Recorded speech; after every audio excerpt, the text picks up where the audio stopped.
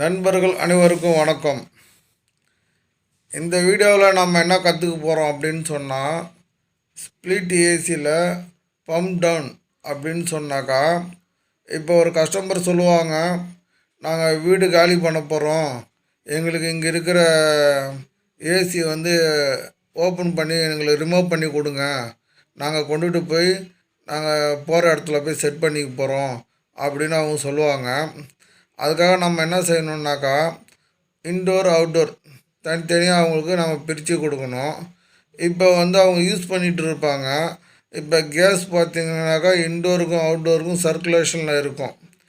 இப்போ நம்ம என்ன பண்ணோம்னாக்கா, இன்டோரில் இருக்கிற எல்லா கேஸும் அந்த பைப் லைனில் இருக்கிற எல்லா கேஸையும் கொண்டு ஒட்டு மொத்தமாக நம்ம அந்த கம்ப்ரஸருக்குள்ளே கொண்டாந்து சேவ் பண்ணணும்.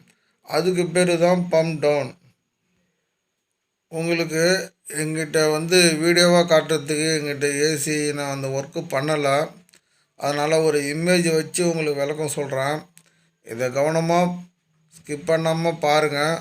உங்களுக்கு கண்டிப்பாக இதிலே உங்களுக்கு புரிகிற அளவுக்கு சொல்கிறேன்.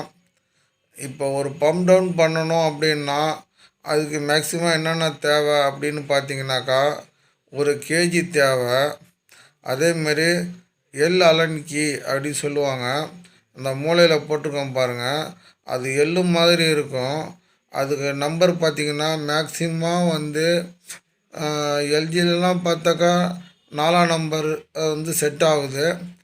மற்றதுலேயும் நீங்கள் ட்ரை பண்ணி பாருங்கள்.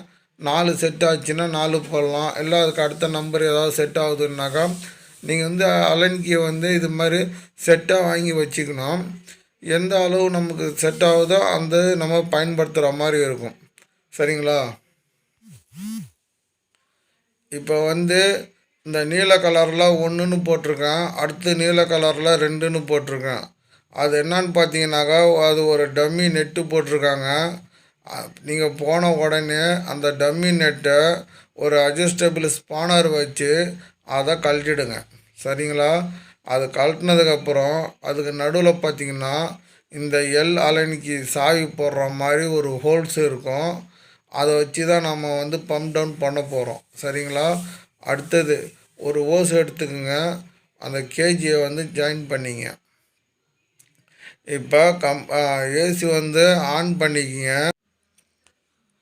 அந்த கேஜியோட ஓஸு நான் ஜாயின் பண்ணியிருக்கேன் பாருங்கள், அதில் ஒரு டம்மி இருக்கும். அந்த டம்மியை ஓப்பன் பண்ணிவிட்டு அந்த பின் வால்வு ப்ரெஷர் பண்ணுற மாதிரி ஒரு ஜாயிண்ட் இருக்கும். அந்த ஓஸில் அந்த பக்கம்தான் நீங்கள் ஜாயின் பண்ணணும். அது போய் தான் அந்த பின் வால்வை போய் உள்ளே ப்ரெஸ் பண்ணி நமக்கு எவ்வளோ கேஸ் இருக்குன்னு காட்டும். சரிங்களா? இப்போ அடுத்தது நம்ம இப்போ பம்ப் டவுனுக்கான இப்போ வேலையை பார்க்கலாம். இப்போ முதல்ல ஒரு கஸ்டமருக்கு நம்ம பம்ப் டவுன் செய்கிறதுக்கு முன்னாடி அந்த கேஜியை போட்டு, சில கஸ்டமர் பக்கத்தில் இருப்பாங்க, எவ்வளோ கேஸ் இருக்குது, ஷார்ட்டேஜ் இருக்கா எல்லாம் கேட்பாங்க. அதனால் மேக்ஸிமம் எந்தெந்த யூனிட்டுக்கு எந்தெந்த, அதாவது இப்போ 22 கேஸ் அப்படின்னு சொன்னால் அதுக்கு எவ்வளோ கேஜி ப்ரெஷர் கேஜி இருக்கணும் அப்படின்னு பார்த்தோம்னாக்கா ஒரு 60-70 மேக்ஸிமம். சரிங்களா? நான் இதை பற்றி போன வீடியோவில் போட்டிருக்கேன், எந்தெந்த கேஸு எவ்வளோ ப்ரெஷர் இருக்கணும் பிஎஸ்ஏன்னு சொல்லிட்டு. சரியா? அதை நம்ம பார்த்துக்கலாம். இப்போ இதில் கரெக்டாக இருக்கா, ஷார்ட்டேஜில் இருக்கா அப்படிங்கிறதையும் நம்ம இதில் பார்த்துக்கலாம். ரெண்டாவது, நம்ம பம்ப் டவுன் பண்ணி முடிஞ்சதுக்கப்புறம் அந்த முள் ஃபுல்லாக மைனஸில் வந்துடும். அப்போ எல்லா கேஸும் உள்ளே போயிடுச்சுன்னு அர்த்தம். அதையும் நாம் இதில் தெரிஞ்சுக்கலாம். சரியா? இதில் இன்னொரு விஷயம் என்னன்னா, இப்போ இந்த ஸ்ப்ளிட் ஏசியில் பார்த்திங்கன்னா 2 லைன் போகுது. இப்போ மேலே ஒன்று கீழே ஒன்று இருக்குது. அதில் நம்ம எப்படிங்க எதில் பம்ப் டவுன் பண்ணுறது அப்படின்னு பார்த்தீங்கன்னாக்கா, மேலே பார்த்தீங்கன்னாக்கா அதாவது கோட்ரு பைப்பு சின்னதாக இருக்கும். அந்த சின்ன பைப்பு பார்த்திங்கன்னா டிஸ்சார்ஜ் லைனு. சரியா? இந்த நல்லா மொத்தமாக இருக்கும். அதில் பார்த்திங்கனாக்கா அது செக்ஷன் பைப்பு. சரியா? அதனால் நமக்கு டிஸ்சார்ஜில் இருக்கிற அந்த டம்மி நான் 1ன்னு போட்டிருக்கேன் பாருங்கள், அதான் டிஸ்சார்ஜ் லைனு. அந்த டம்மியை நீங்கள் என்ன பண்ணணுன்னா அலைன் கீ போட்டு ஃபுல்லாக லூஸில் இருக்கும் ஃபுல்லாக டைட் பண்ணிடணும். காரணம் என்னன்னா நம்ம கம்ப்ரஸரை ஆன் பண்ணோம்னாக்கா கம்ப்ரஸர்லேருந்து கேஸு அந்த டிஸ்சார்ஜ் லைன் வழியாக தானே வெளியில் போகுது இன்டோருக்கு. அப்போ நம்ம என்ன பண்ணணும், அந்த சாவியை போட்டு அந்த இடத்துல டைட் பண்ணிடணும் கேஸ் வெளியில் போகாத அளவுக்கு. அப்போ நம்ம கம்ப்ரஸர் ஆன் பண்ணால் கூட கேஸ் வந்து வெளியில் போகாது. சரியா? இப்போ இந்த செக்ஷன் பைப்பு நம்பர் 2ன்னு இருக்குது பாருங்கள், அது வந்து ஓப்பனாக இருக்கும். இப்போ ஏசி ஆனில் இருக்கும்போது இப்போ என்ன ஆகும்னாக்கா செக்ஷன் வந்து இழுக்கும் உள்ள. அப்போ கம்ப்ரஸர்லேருந்து வெளில போகாது கேஸு, நம்ம இங்கே லாக் பண்ணிட்டோம். அப்போ இந்த பைப் லைனில் இருக்கிறதும் அந்த இன்டோரில் இருக்கிற கேஸ் மட்டும்தான் இப்போ நமக்கு எக்ஸ்ட்ரா நிற்கிது. நான் சொன்ன வரைக்கும் புரியுதா? இப்போ என்ன ஆகும்னாக்கா இந்த செக்ஷன் பைப்பு அதை எல்லாத்தையும் நிற்கிற கேஸ் எல்லாம் உள்ளே இழுத்து கம்ப்ரஸருக்குள்ளே தள்ளிடும். தள்ளினதுக்கப்புறம் கேஜியில் பார்த்தீங்கன்னாக்கா மைனஸில் காட்டும். இப்போ என்ன பண்ணால் நம்பர் 2ன்னு இருக்குது பாருங்கள், அதில் அலைன் கீயை போட்டு இப்போ இதையும் டைட் பண்ணிடணும். இதை டைட் பண்ணதுக்கப்புறம் என்ன ஆகும்னாக்கா இப்போ எல்லா கேஸுமே வந்து கம்ப்ரஸருக்குள்ளே போயிடுச்சு. ஓகேவா? அவ்வளோதான் பாஸ். பம்பு டவுனுங்கிறது ரொம்ப சிம்பிளான ஒரு விஷயம். ஆனால் வந்து சிம்பிள்னால் அப்படியே சிம்பிள்னு நினச்சிக்காதீங்க. நேரங்காலத்தோடு செய்யணும். 2வது கேர்ஃபுல்லாக செய்யணும். நல்லா வந்து ஒரு தடவைக்கு 4 தடவை புரிஞ்சுக்கிங்க. 2வது இந்த வீடியோ பார்த்ததோடு போய் வேலை செய்கிறது இல்லை. நேச்சுரலாக யாராவது வேலை செய்யும்போது அவங்க பக்கத்தில் இருந்து அவங்க என்ன பண்ணுறாங்கன்னு பாருங்கள். அப்போ தான் வந்து இன்னும் உங்களுக்கு தெளிவு கிடைக்கும். சரியா? அப்போ நம்ம சொன்ன மாதிரி அவங்க பண்ணுறாங்களா, அவங்கள்ட்ட டவுட்டு கேட்க முடியாது. சில பேர் டவுட்டு சொல்லித்தர மாட்டாங்க. அதனால் நம்ம இருக்கிற விஷயத்த நான் சொல்லிட்டேன். நீங்கள் இதை மனசில் பதிய வச்சுக்கிட்டு அவங்க செய்கிற வேலையை பாருங்கள். அப்போது உங்களுக்கு நம்ம சொன்னதும் அவங்க செய்கிறதும் ஒரே மாதிரியாக இருக்கும். அப்போது உங்களுக்கு ஈஸியாக புரிஞ்சிடும். சரியா?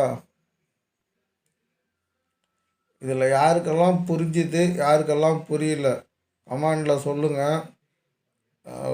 எனக்கு வாய்ப்பு கிடைச்சிதுன்னா உங்களுக்கு நான் வந்து ஏசியை காட்டி நான் கண்டிப்பாக உங்களுக்கு ஒரு வீடியோ போடுவேன். ஆனால் நான் அது பண்ணாததுனால தான் நான் உங்களுக்கு இது மாதிரி சொல்லியிருக்கிறேன். பட் ஆனால் இது உங்களுக்கு இதுவே நான் தெளிவாக சொல்லியிருக்கிறேன். நீங்கள் எங்கேயாவது யாரை கூடயாவது வேலை செய்கிற இடத்துல போய் பார்த்தீங்கன்னா நான் சொன்ன மெசேஜை மனசில் மெமரி பண்ணி வச்சுக்கிங்க. கண்டிப்பாக அச்சுப்பிழை இல்லாமல் அவங்க வேலை செய்யும்போது அவங்கள டிஸ்டர்ப் பண்ணவே தேவையில்ல. இதை பார்க்கும்போது கண்டிப்பாக அங்கே பார்க்கும்போதும் உங்களுக்கு ஈஸியாக புரியும். அவங்க வேலை செய்கிறத பார்க்கும்போது உங்களுக்கும் செய்யணுன்னு தோணும். ஓகேவா? 2வது இதில் வந்து 410 கேஸு 32 கேஸு எதுவாக இருந்தாலும் கேர்ஃபுல்லாக ஹேண்ட் ஓவர் பண்ணணும். அந்த இடத்துல வந்து ஃபயர் ஆகக்கூடிய பொருள் கையில் எதுவுமே இருக்கக்கூடாது. அதேமாரி மதிய நேரங்களில் உச்சி வெயிலில் ரொம்ப ஹீட் ஆகிற டைம்லலாம் வந்து கண்டிப்பாக வந்து இந்த பம்ப் டவுன் பண்ணுற வேலையெல்லாம் வச்சுக்கூடாது. காலை டைம்லேயே இதெல்லாம் பண்ணிடணும். ஏசிக்கு கேஸ் சார்ஜிங் பண்ணும்போதும் பம்ப் டவுன் பண்ணும்போதும் அவசரப்பட்டு ஆர்வ கோளாறில் போய்ட்டு எந்த வேலையும் பண்ணாதீங்க. வேலை தெரிஞ்சவங்க கூட கொஞ்ச நாள் போங்க. போயிட்டு அவங்க எப்படி பண்ணுறாங்கன்னு பார்த்து தெரிஞ்சுக்கிட்டு பாதுகாப்பான முறையில் செய்யுங்க.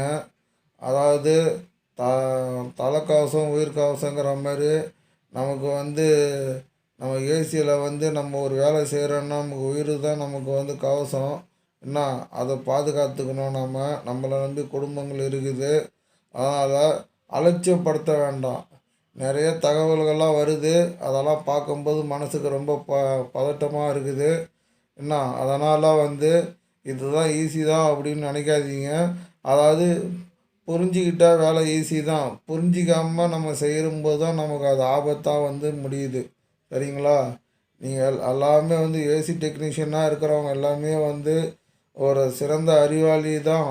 அதனால தான் அவங்க இந்த தொழிலை தேர்ந்தெடுக்கிறாங்க. ஆனால் அதில் என்னன்னாக்கா கவனக்குறைவு, குடும்ப பிரச்சனை இருக்கும். அதை எல்லாமே கொண்டாந்து இதில் வந்து நம்ம திணிக்கும் போது நம்மளோட வேலைகள் வந்து தவறு நடந்து போகுது. சரிங்களா? அதனால் வராமல் பார்த்துக்குங்க. நம்ம வீடியோ பிடிச்சிருந்தா லைக் பண்ணுங்கள், ஷேர் பண்ணுங்கள். மீண்டும் அடுத்த ஒரு வீடியோவில் நாம் சந்திக்கலாம். பாய் பாய்.